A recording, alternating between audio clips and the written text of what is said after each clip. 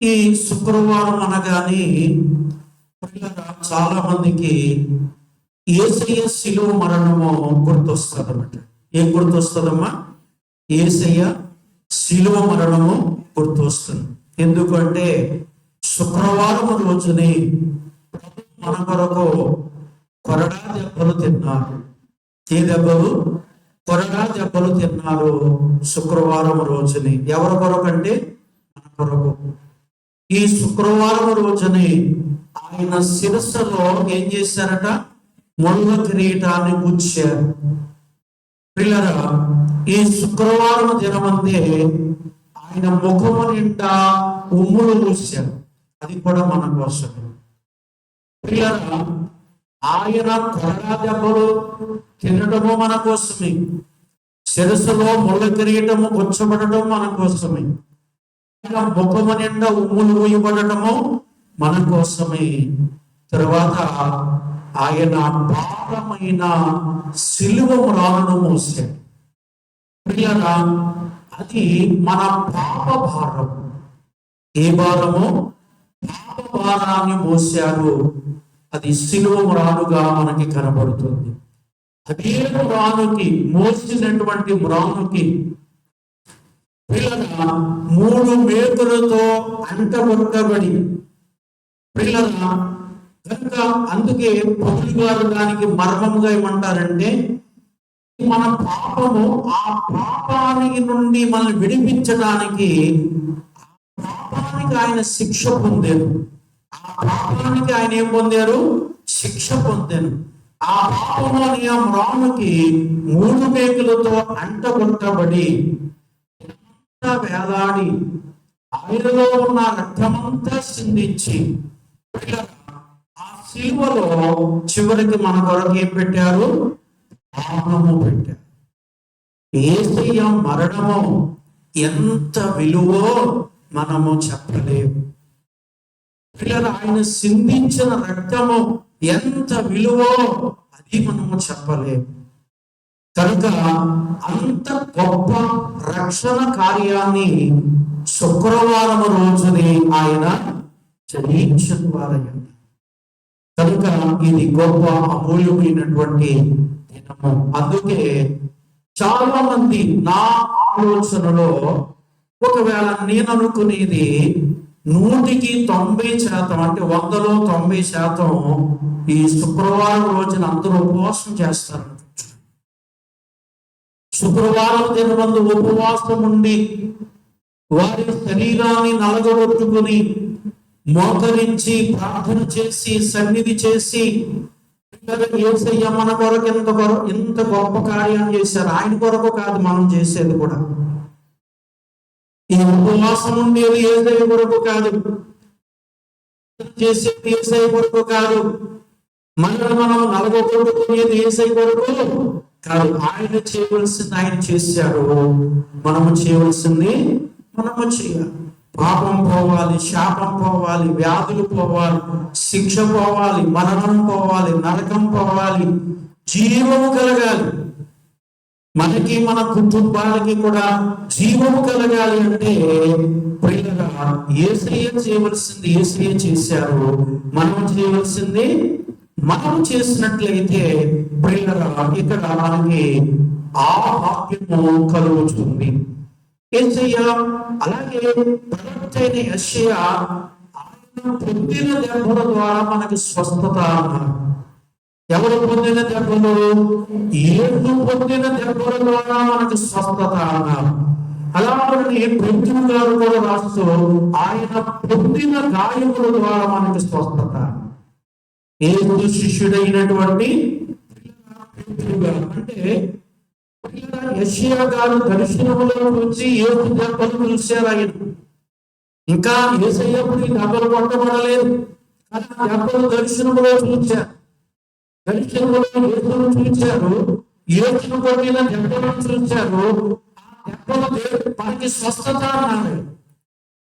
జరగక మునుపే ఆ విలువేమిటో తెలుసుకున్నా, శక్తి ఏమిటో తెలుసుకున్నా, ఆ భయం ఏమిటో తెలుసుకున్నారు. దేని ద్వారా అంటే దర్శనము ద్వారా. యేసు శిష్యుడు పేతురు గారంటే యేసుతో కనుక ఆయన గాయాలు చూచాడు. ఆ గాయాల విలువల గురించి ఆయన రాస్తూ అంటున్నాడు, ఆయన పొందిన గాయముల ద్వారా మనకు స్వస్థత కలుగుతుంది అన్నాడు. ఆయన పొందిన గాయములు పిల్లరా, అందుకే ఆయన దెబ్బలు ఏ రోజు పొందారు అంటే శుక్రవారం దినమందు. ఆయన గాయాలు ఎప్పుడు పొందారు అంటే శుక్రవారం దినమందు. కనుక వీడి ద్వారా మనకు ఏం కలుగుతుంది అన్నారు, ఇక్కడ స్వస్థత కలుగుతుంది అన్నారు పిల్లరా. అందుచేతే శుక్రవారం మన ఉపవాసం అనేది చాలా చాలా చాలా ప్రాముఖ్యమైనటువంటి మంచిదిగా మనం భావించుకొని పిల్లరా ఈ ఉపవాసం ఉండుట మనకు ఆశీర్వాదకరం. మన పాఠంలోకి వెళితే యేసు ప్రభువు శిష్యులైనటువంటి వారు ఒక మార్గాన్ని ఏం చేస్తున్నారంటే ప్రయాణం చేస్తున్నారు. ఒక దారిలో ఒక మార్గంలో ఏం చేస్తున్నారట, ప్రయాణం చేస్తున్నారు. బహుశా మనం ప్రయాణం చేసేటప్పుడు ఆ దారిలో ఆ మార్గంలో ఎందరో ఎదురవుతూ ఉంటారు, ఎందరో తగులుతూ ఉంటారు. అనేకమైన జీవులు, ప్రాణులు, పక్షులు, పురుగులు ఎన్నో కనబడుతూ ఉంటాయి మనకి. అయితే మన ఆలోచన వేరుగా ఉండవచ్చేమో, కానీ యేసయ్య ఆలోచన ఎలా ఉంటుంది అంటే ఆయన ఏ మార్గంలో వెళ్ళినా అద్భుతాలు, ఏ దారిలో వెళ్ళినా గొప్ప కార్యాలు, ఆయన ఏ రోడ్డులో వెళ్ళినా మహిమ కార్యాలు. ఎక్కడంట దారిలో కూడా. అందుకే మన దైవజనులు మనకు ఒక స్తోత్రం చెప్పారు. అదేమిటంటే మనమంట ప్రయాణం చేస్తాం. ప్రయాణం చేసినప్పుడు ఒక మనిషి కనపడతాడు, ప్రభువా ఈ మనుషుని దీవించము, ఈ మనుషుని రక్షించము. మనం వెళుతూ ఉండగా ఒక గేదె కనపడింది అనుకోండి, ప్రభువా ఈ జీవిని దీవించు, ఆశీర్వది. ఇలాంటి ఏం కనపడితే వాటిని దీవించుకుంటూ మనం వెళితేనట దేవుని అద్భుతాన్ని మనం చూస్తాం. ఏం చూస్తాము? దేవుని అద్భుతాన్ని మనం చూస్తాం. అంటే మార్గాలలో ప్రభు చేసిన కార్యాలు అనేకమైనవి పిల్లరా. అందుచేత ఇక్కడ యేసు శిష్యులతో కలిసి ఆయన ప్రయాణం చేస్తున్నారు. పిల్లరా, ప్రయాణం చేస్తున్నటువంటి ఆ దారిలో, ఆ మార్గంలో రోడ్డు ప్రక్కన కూర్చున్నటువంటి ఇద్దరు గుడ్డివారు కనబడ్డారు. రోడ్డు పక్కన ఈ గుడ్డివారు కూర్చుండి పిల్లల భిక్షం అడుగుతున్నటువంటి ఇద్దరు గుడ్డివారు రోడ్డు ప్రక్కన కూర్చున్నటువంటి ఈ ఇద్దరిని మనము చూస్తున్నాం, కనబడుతున్నాం మనకి. కనుక వీరు పంట పండింది అని చెప్పాలి. ఎందుకు అంటే అదే మార్గంలో యేసయ్య వస్తుంది. ఈ గుడ్డివారు ఏ దారి అయితే ఉన్నారో, ఏ మార్గంలో అయితే ఉన్నారో అదే మార్గంలో పిల్లరా ఎవరు వస్తున్నారంటే యేసు వస్తుంది. పిల్లరా చూడండి, గుడ్డివారికి మనకున్నటువంటి తేడా ఏమిటంటే గుడ్డివారు యేసు మార్గంలో ఉన్నారు, మనము పిల్లరా యేసయ్య నడిచిన మార్గంలో నడవాలి.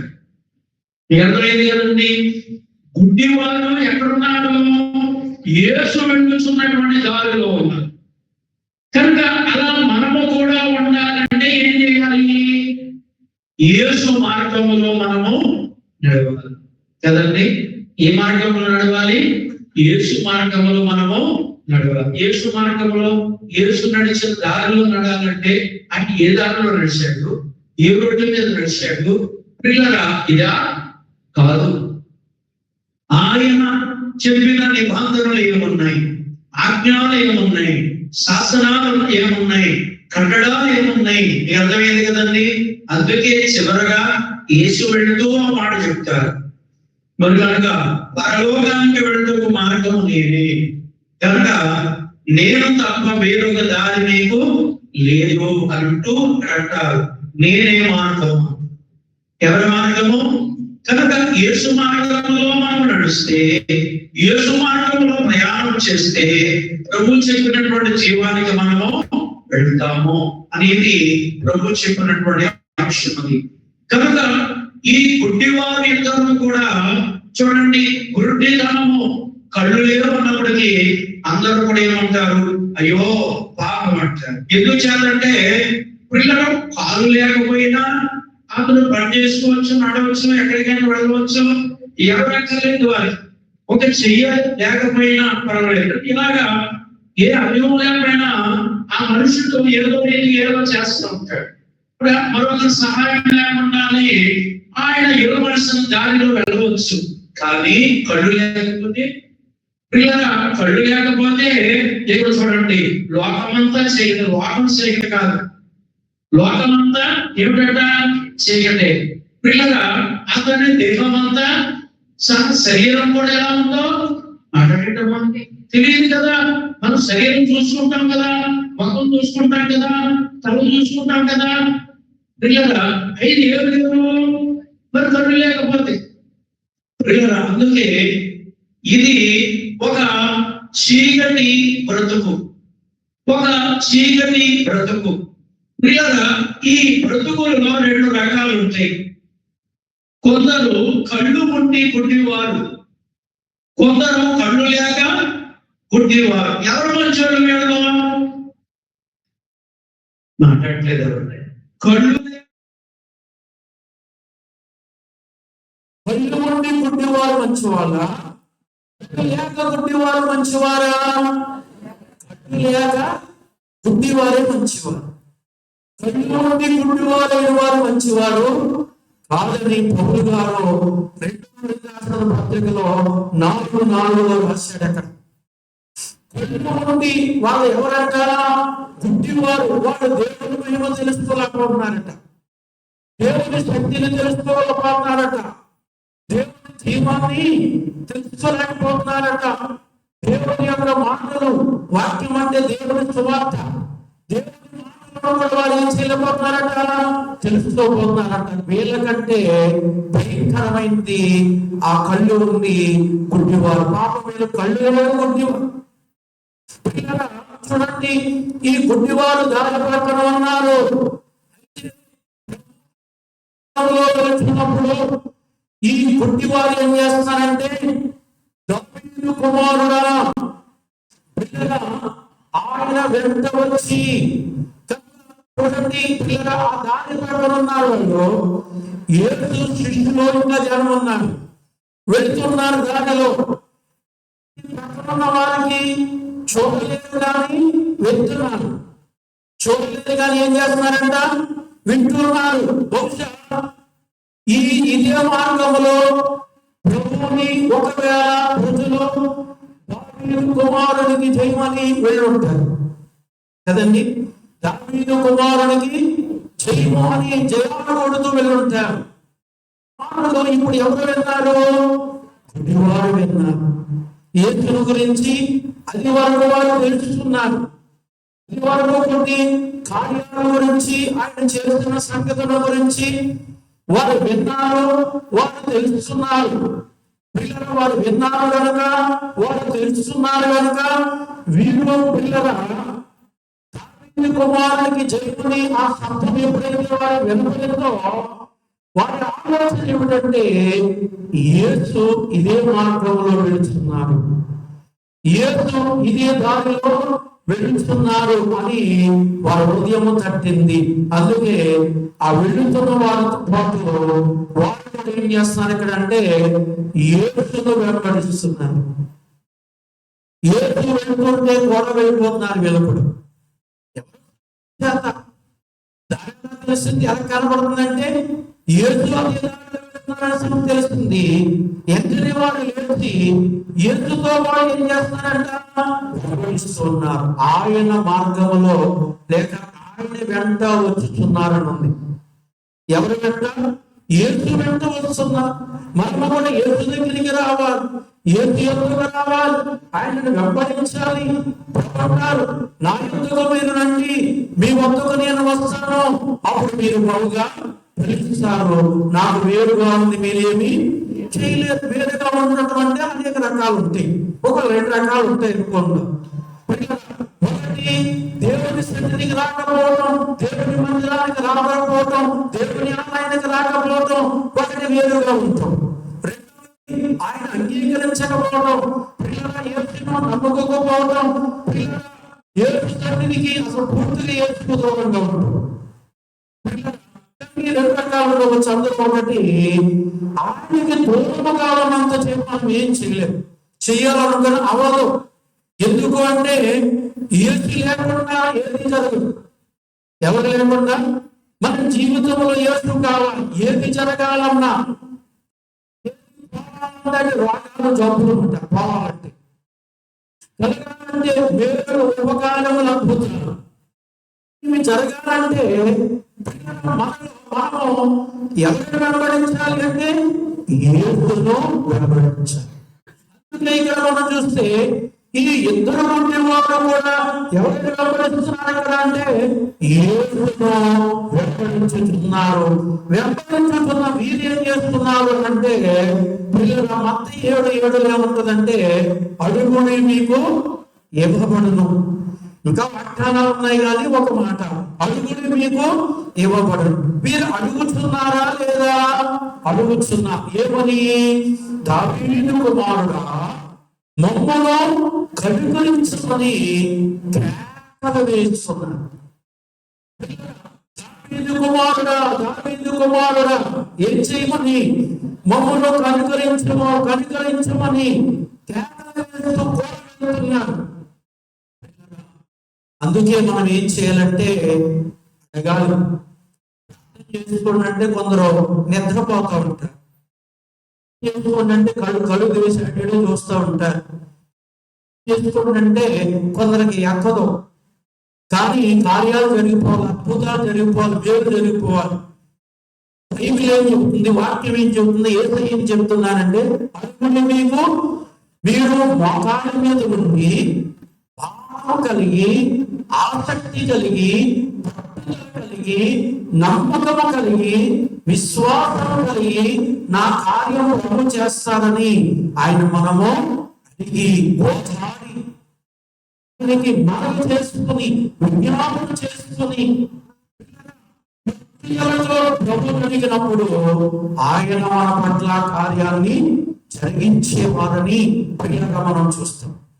అయితే వీరు అడుగుతున్నారు, అడుగుతున్నారు మరలా. ఎందుకంటే ఆ జన సమూహంలో ఏడుతున్నారు. ఆయనకి వినపడదు కదా, ఆయన ఎంత దూరాలు ఉన్నారో వాళ్ళకి ఏం తెలియదు. కళ్ళు కనబడతలేదు, ఆయన దగ్గరగా ఉన్నారో దూరంగా ఉన్నారో తెలియదు. కానీ వారి ఆలోచన ఏమిటి అంటే వారి మాట యేసు వినాలి. ఎవరు వినాలి? వారి మాట ఎవరు వినాలి?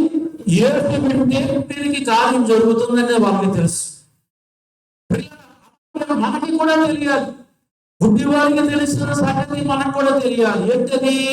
మనకున్న బాధలు, మనకున్న కష్టాలు, మనకున్న వ్యాధులు, మనకున్న సమస్యలు, మనకున్న చిక్కులు యేసయ్యకి చెప్పుకుంటే, యేసయ్యకి వినబడితే, యేసయ్య దగ్గరికి వెళితే, మనం ప్రార్థన చేస్తేనే కదా యేసయ్య దగ్గరికి వెళ్ళేది. మనం అడిగితేనే కదా యేసయ్య దగ్గరికి వెళ్ళేది. చెప్పాలంటే చాలా సులువుగా చెప్తూ ఉంటాం. ఒక్కరైనా యేసయ్యకి చెప్పగలుగుతున్నామా? అయ్యా నా బాధ ఇది, నా కష్టం ఇది, నా శ్రమ ఇది, నా రుణం ఇది, నా ఇబ్బంది ఇది, నా ఆపత్తి ఇది, అయ్యా ఇటువంటి పరిస్థితుల మధ్యన ఉన్నానయ్యా, నన్ను కనుకరించుము, నా పట్ల ఒక్కసారి చూసి కృప చూపి దయా చూపించు అని ఎప్పుడైనా అడిగామంటారా? పిల్లలు ఆలోచించుకోడు. కనుక వీళ్ళు అడుగుతున్నారు. ఈ గుడ్డి వారు ఏం చేస్తున్నారంటే ఇక్కడ అడుగుతున్నారు. పిల్లలు ప్రభువుని అడుగుతున్నారు, కేకలు వేసి అడుగుతున్నారు మరలా. పైగా ఎందుకు అంటే యేసు సమీపంగా ఉన్నారో దూరంగా ఉన్నారో తెలియదు. యేసు ఉన్నారన్న సంగతి, ఉన్నారన్న సంగతి మట్టుకే తెలుస్తుంది. ఇదే దావీదు కుమారుడా మమ్మల్ని కనికరించమని కేకలు వేసింది. 20 చూడండి. ఎంత ప్రవేశించిన తర్వాత కేకలు యేసుకు వినబడ్డాయా లేవా? వినబడ్డాయి. యేసు ఆగలేదా? ఆగలేదు. ఎందుకంటే వీరి కార్యము ఎక్కడ జరగాలో అక్కడ వరకు వాళ్ళు వెళ్ళరు. మీకు అర్థమైంది కదండి? దారిలో కనపడ్డారు కదా అని వెంటనే ఆ దారిలో యేసు ప్రభు స్వస్థపరిచేశారా? మాట్లాడలేదు, స్వస్థపరచలేదు. కనుక ఆయన ఏం చేశారు? ఇప్పుడు వింటూ వారి మాటలను వింటూ వారి కేకలను వింటూ ప్రయాణము చేయించు ఎంత ప్రవేశించారని వాక్యంలో ఏం చేశారట? ఒక ఎంట ప్రవేశించారు. దానిలో అద్భుతాలు చేయలేదంటే చేశారు, కానీ ఎక్కువగా ఆయా గృహాల దగ్గర, అంటే దైవ సన్నిధి అక్కడే ఆ కాలంలో. అందుకని అక్కడ కొన్ని ఆ గృహాల దగ్గరికి తీసుకువచ్చిన వారు బహుశా ఆ పక్షవాయుల రోగుని నలుగురి చేత మోయించుకొని ఒక ఇంటి దగ్గరికి తీసుకొచ్చారు. అంటే ఇలా మనం కొన్ని చూస్తాం. చూస్తే ఏముంది ఇక్కడ అంటే, ఆ గుడ్డివారు ఎంత ప్రవేశించారు. తర్వాత గుడ్డివారు ఆయన వద్దకు వచ్చి యేసును పిలిచిన తర్వాత యేసు వింటూ వెళ్ళిపోయారు. వింటూ వెళ్ళిపోయి ఒక ఇంటి ప్రవేశించారు. ఈ గుడ్డివారు కేకలు వేసి ఆగిపోయారా? ఆగిపోలేదు. వెనక్కి వెళ్ళిపోయారా? వెనక్కి వెళ్ళలేదు. మీకు అర్థమైంది కదండి? ఒకటి, ఆగలేదు. రెండు, వెనక్కి వెళ్ళలేదు. పోయినా అద్భుతం లేదు, వెనక్కి వెళ్ళిపోయినా స్వస్థత లేదు. మీకు అర్థమైంది కదండి? కొందరు యేసయ్య మార్గంలో నడిచేటప్పుడు ఆగిపోతూ ఉంటారు. ఏవో చూసి, ఎందరో చూసి పిల్లగా ఉంటారు. వల్ల అనర్థాలు వచ్చే అవకాశం, ఆగిపోవడం వల్ల అపాయములు వచ్చే అవకాశం, ఆగిపోవడం వల్ల నాశనం వచ్చే అవకాశము ఉంది. సాగిపోవలసిన అవసరం ఉంది. బహుశా ఎర్ర సముద్రం దగ్గర మోసే దేవుడు అడుగుతాడు, దేవా, శత్రువులు వెనకాల తరుగుతున్నారు, మేము వెళ్ళడానికేమో ఎర్ర సముద్రం అడ్డొచ్చింది, మరి ఏం చేయమంటావు అని ఆమె ప్రార్థన చేస్తాడు, లేక దేవుడిని అడుగుతాడు. దేవుడిని అడిగినప్పుడు దేవుడు అంటాడు, సాగిపోండి అంటాడు. అంతవరకు ఏం చేయాలి? సాగిపోవడానికి ఎక్కడ దిగాలి? వీళ్ళు ఎర్ర సముద్రంలోకి దిగాలి. సాగిపోవాలంటే రాజే వెనకెళ్ళి శత్రువు, ఎర్ర సముద్రం. సాగిపోవాలంటే ఎక్కడికి వెళ్ళాలి? ఎర్ర సముద్రంలో దిగాలి. మీకు అర్థమైంది కదండి? ఎర్ర సముద్రంలో దిగాలి. ఆ దారి ఏర్పాటు చేసేది కూడా ఎవరంటే దేవుడే. ఎవరంటండి? చెప్పిన దేవుడు ఏర్పాటు చేయలేడా? చేయగలడు, చేశాడు. నీటిని రెండో పాయలుగా చేసి నీటిని గోడగా నిలబెట్టి అడుగుగా చేసి లక్షల జనాన్ని, ఎర్ర సముద్రాన్ని దేవుడు ఏం చేశారు? చేశారు.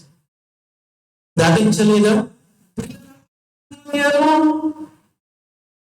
అపాయం అంటే ఆగిపోతేమో, వీళ్ళు ఆగిపోతే వెనకాల ఎవరు వస్తున్నారు? వీళ్ళని చంపి ఆ ఎర్ర సముద్రంలో పడడానికి శత్రువులు వస్తున్నారు. ఆ శత్రువుల చేతిలో చిక్కేవారు. ఏం చేస్తే మన వెనకాల కూడా ఒకడు తరుణకు వస్తున్నాడు. ఎవరు? సైతానుడు. పిల్లగా మన వెనకాల తరుణుడు వస్తాడు. తరుణుడు పర్లేదు, మనం ఏం చేయకూడదు? ఆగకూడదు. ఎందుకంటే యేసు వైపు చూసి మనం సాగిపోవాలి, యేసు వైపు చూసి మనం నడిచిపోవాలి. ఇలా నడిచిపోయినప్పుడు వెనకాల శత్రువుకి దేవుడు మన ద్వారా వెనకాలలో కూర్చున్నటువంటి ఆ శత్రువుకు దేవుడు మనలను త్వరలో వీలైతే అవకాశం ఉంటే ఆ శత్రువుని దేవుడు మనకి దొరికేటట్టు చేస్తాడు. ఆ శత్రువు మనకి చిక్కేలాగా దేవుడు చేస్తాడు. కాబట్టి అందుకే ఏం చేయకూడదు అంటే ఆగిపోకూడదు, వెనక్కి వెళ్ళడం అనేది ఇక్కడ ప్రమాదకరం. ఈ గుడ్డివారు యేసును కేకరించిన తర్వాత వారు ఆగలేదు, ఎక్కడలేదు. వారి గమ్యము యేసు ఎక్కడికి వెళ్తే అక్కడికే సాగింది. కనుక యేసు ఒక ఇంటికి వెళ్ళారు, అదే ఇంటిలోనికి ఆ గుడ్డివారి ఇద్దరు కూడా యేసు ప్రవేశించిన తర్వాత ఆ గుడ్డివారు ఆయన యొద్దకు వచ్చి, ఎవరి దగ్గరికి వచ్చారు? యేసు దగ్గరికి వచ్చారు. మనము యేసయ్య దగ్గరికి రాగలుగుతున్నామా? మన బిడ్డలు యేసయ్య దగ్గరికి రాగలుగుతున్నారా? మన కుటుంబంలో వారు యేసయ్య దగ్గరికి రాగలుగుతున్నారా?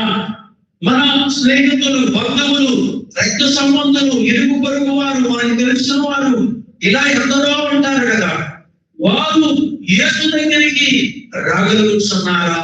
యేసుకు దూరంగా ఉన్నారు. ప్రియులారా, యేసు దగ్గరికి రావాలి. ఎవరి దగ్గరికి రావాలి? యేసు దగ్గరికి రావాలి. యేసు దగ్గరికి రావచ్చుగా. దేవుడు సృష్టికర్త ఆయన దగ్గరికి వచ్చడం, ఆయన దగ్గరికి రావడం ఎంతో దీవెన. అందుకే వారు ఆయన వద్దకు వచ్చేది. ఎవరందరికి? యేసు వద్దకు చేరుకున్నారు. ప్రియులారా, యేసు వద్దకు చేరుకునడం సులువు. శత్రువులు ఆటంకం ఉంటది, సాతాను ఆటంకం ఉంటది, లోకం ఆటంకం ఉంటది, కుటుంబీకుల ఆటంకం ఉంటది, ప్రియుల స్నేహితుల ఆటంకం ఉంటది, బంధువుల ఆటంకం ఉంటది. ఇలా ఎన్నో రకాలు కలిగినటువంటి ఆటంకాలు కలిగించేవాడు ఎవడంటే ఆ పడిపోయిన లూసిఫర్ గారు సైతాను. వాడే కోటి విద్యలు కలిగి ఉన్నాడు మనలను దేవుని పని పాడు చేయడానికి. అందుకే వాడికి మనం ఏమవకూడదు? చిక్కకూడదు. దైవజనం చక్కగా అంటారు, చిక్కులు ఏమన్నా తీసి ఏంటంట చిక్కులు. అందుకే వాడికి చిక్కకూడదు మనం. ఇలా మొత్తం మీద మీరు యేసు దగ్గరికి వచ్చేది. తర్వాత యేసు మాటలు, యేసు ప్రభు అయిపోతున్నారు. యేసు నేను ఇది చేయగలనని మీరు నమ్ముతున్నారా అని వారిని అడుగగా, ప్రియులారా, ఈ గుడ్డివారు కేకలు వేసుకుంటూ యేసు వెళ్ళిన ఇంటికి యేసు వెళ్ళారు, తర్వాత వీళ్ళు వెళ్ళారు. కనుక యేసు వీరు రాగానే, వీరు అక్కడికి చేరగానే యేసు వీరిని నిలబడుతున్నాడంటే, ఇది చేయగలనని మీరు నమ్ముతున్నారా అంటే, నేను మీకు ఈ స్వస్థత, ఈ వృద్ధిదనం పోగొట్టి చూపు ఇవ్వగలను అని మీరు నమ్మకం ఉందా? ఎవరు అడుగుతున్నారట? గుడ్డివారిని అడుగుతున్నారు. నమ్మకము లేకపోతే వీళ్ళు కేకలు వేస్తారా? వేయరు. నమ్మకం లేకపోతే యేసుని వెంబడిస్తారా? వెంబడించరు. నమ్మకం లేకపోతే యేసు ఉన్న ఇంటికి వెళ్తారా? వెళ్ళరు.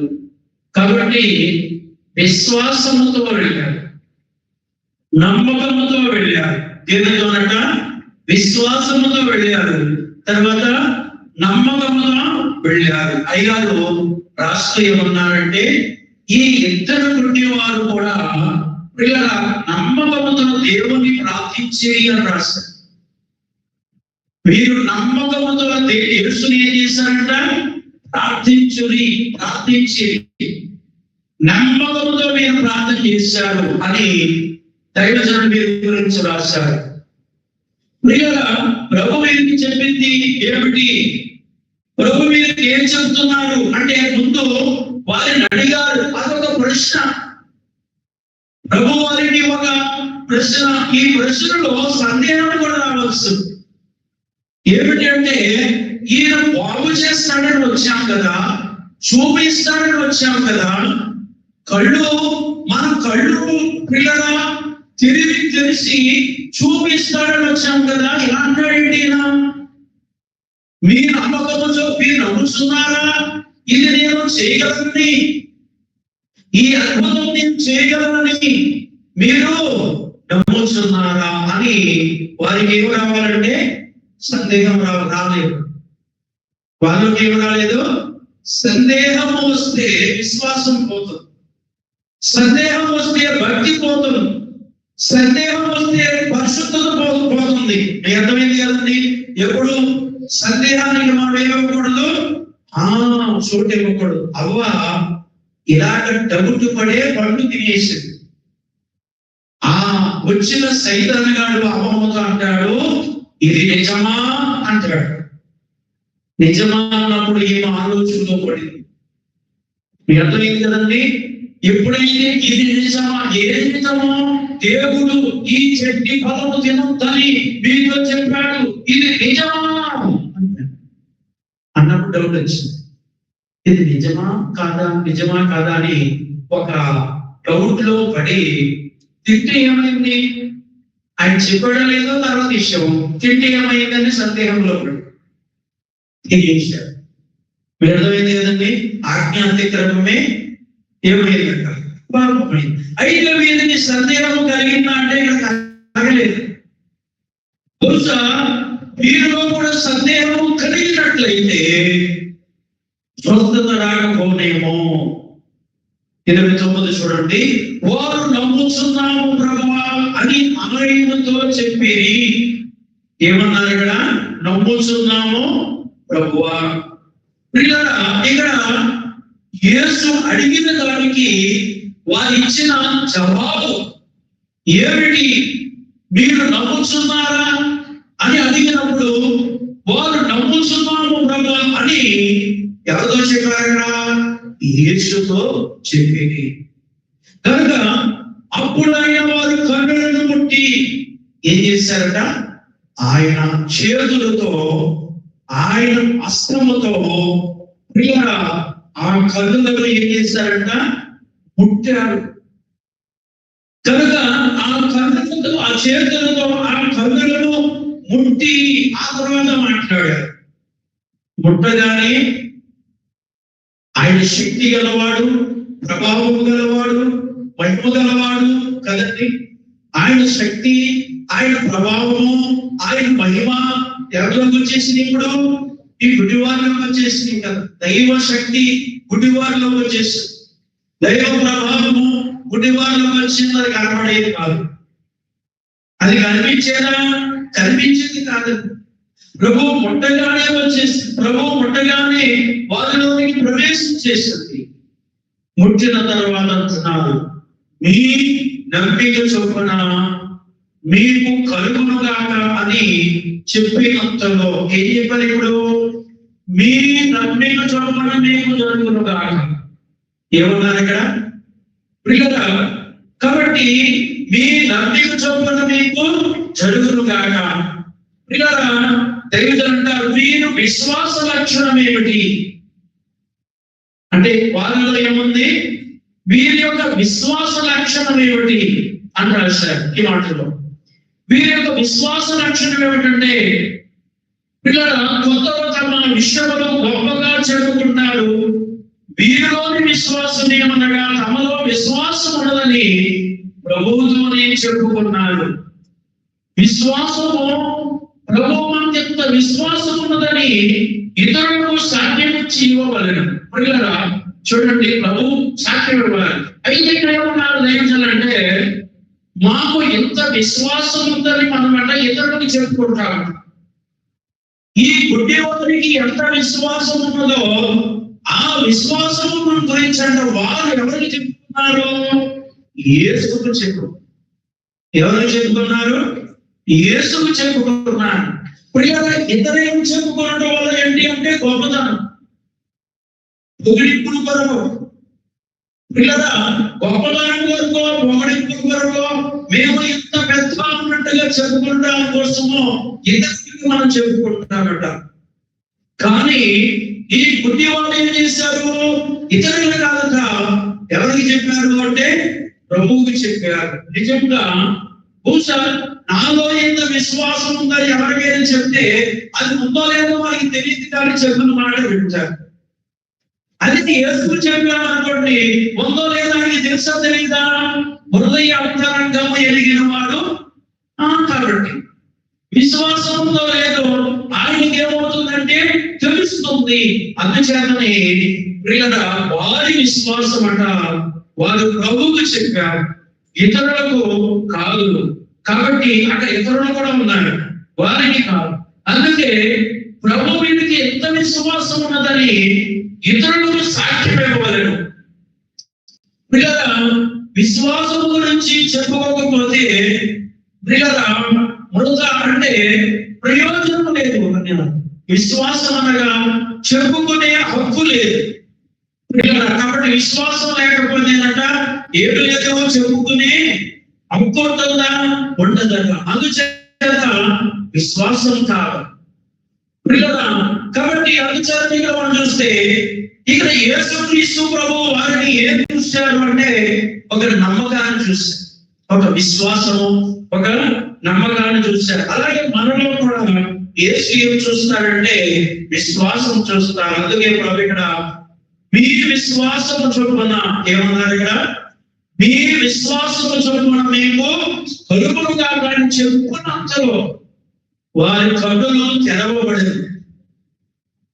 అంటే చూపు చేసిన పుట్టుకతో పుట్టి వారు వెళ్ళు, పుట్టినగా నుంచి చూపు లేని వారు వెళ్ళరు. ఏ డాక్టర్ దగ్గర తీసుకెళ్ళినా నా వల్ల కాదని చెప్తాడు. ఎందుకంటే పుట్టుకతో వచ్చింది నా వల్ల కాదు, నేను బాగు చేయలేను అంటాడు. పిల్లరా అందుచేతనే ఇక్కడ మనం చూస్తే ప్రభు అలా అనలేదు. పుట్టుకతో పుట్టి వారిని ఇద్దరిని ఆయన చేతులతో పుట్టుకుని నోటితో మాట్లాడి పిల్లరా ఆయన చేరిన ఆయనంటే ఆ ఇద్దరు పుట్టి వారిని ఏం చేశారు? అక్కడ స్వస్థపరిచారు. పిల్లరా కన్నులు తెరవబడి, కన్నులు ఏమైందట? చక్కగా వారి కన్నులు తెరవబడి తేటగా చూస్తున్నారు. కనుక ఎంతవరకు వారి జీవితం చీకటాడుతున్నారు. తన మగం ఎలా ఉందో అతనికే తెలియదు, తన శరీరం ఎలా ఉందో, ఏ వస్త్రాలు వేసుకున్నాడో తెలియదు, తినే ఆహారము ఏం తింటున్నాడో తెలుసాను. అలాంటి చీకట బ్రతుకు. అలాంటి వారికి ఇప్పుడు భవ్యం ఇచ్చారు అంటే వెలుగు బ్రతికించారు. ఏ బ్రతికంట? పిల్లరా వీళ్ళు కళ్ళు తెరవబడ్డే చాలా సంతోషం, వీళ్ళు కళ్ళు తెరవబడ్డే చాలా ఆనందం.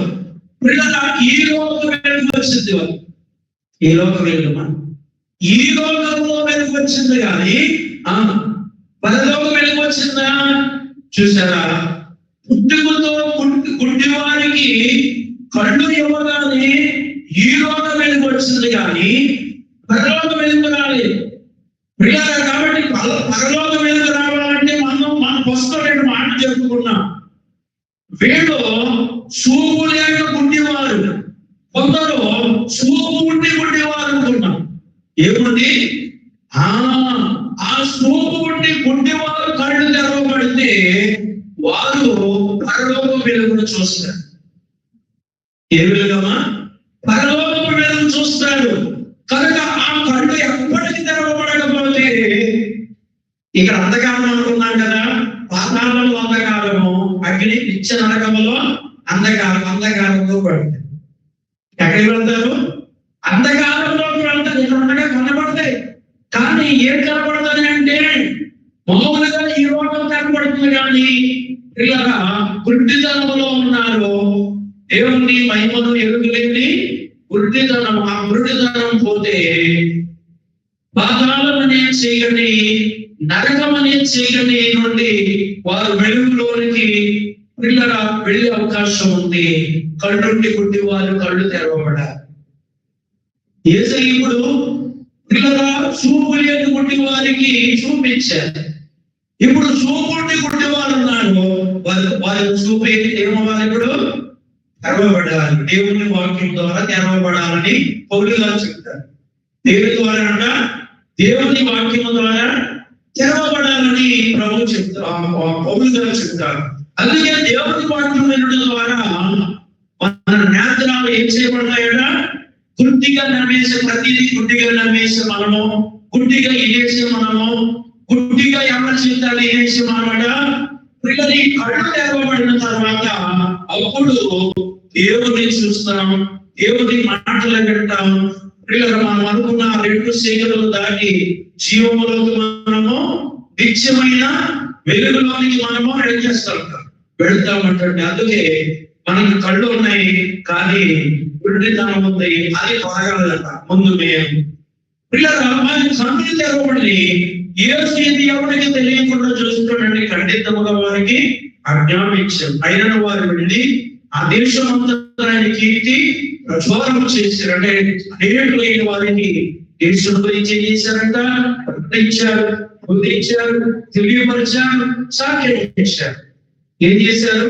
ప్రభు అయితే ఎవరికి ఏమీ చెప్పొద్దు అన్నారు. కానీ మీరైతే పిల్లలందరికీ కూడా వారికి ఈ చూపు ఎలా వచ్చిందో, ఎవరి ద్వారా వచ్చిందో ఈ సాక్ష్యము అనేకులకు తెలియపరిచినప్పుడు అనేకైన వారు ప్రభుతో ఏం చేయబడ్డారు? దర్శించబడ్డారు, అవి ఎంతకు వచ్చారు. కనుక ప్రభు మాటలు వినడం ద్వారా మనలో ఉన్న అంధకారము తొలుగుతుంది. ప్రభు మాటలు వినడం వల్ల మనలో ఉన్న గుడ్డితనము తొలుగుతుంది. ప్రభు మాటలు వినడం వల్ల మనలో ఉన్న చీకటి తొలగి నిత్యమైన వెలుగు మనకి కలుగుతుంది. అటువంటి దీవెన, స్వస్థత, ఆశీర్వాదము